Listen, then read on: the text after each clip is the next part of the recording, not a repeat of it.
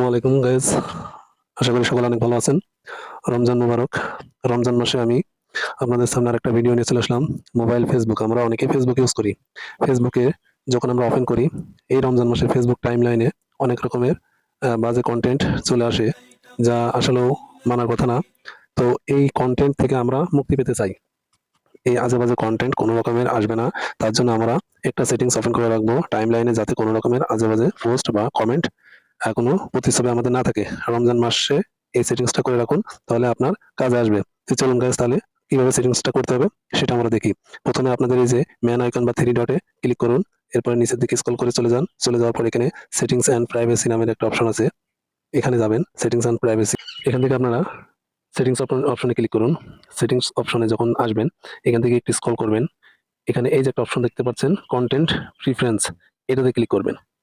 এখান থেকে আপনারা অবশ্যই যে ম্যানেজ ডিফল্ট, এটাতে ক্লিক করবেন। এটাতে ক্লিক করার পরে এখানে দেখুন সেনসিটিভ কন্টেন্ট, সেনসিটিভ কন্টেন্টে যাবেন। সেনসিটিভ কন্টেন্ট এখানে ডিফল্ট করা আছে, তো আপনার এখানে সোলেজ, এটাতে ক্লিক করে ওপেন করে দিবেন। ওপেন করে দেওয়ার পরে এখানে সেভ আছে, সেভ আইকনে ক্লিক করুন। সেভ আইকনে ক্লিক করার পরে এখানে ওকেতে ক্লিক করুন। এই যে বাকিটুকু এখানে লেখা আছে, আপনারা চাইলে পড়ে নিতে পারেন। তো এখানে ওকেতে ক্লিক করুন।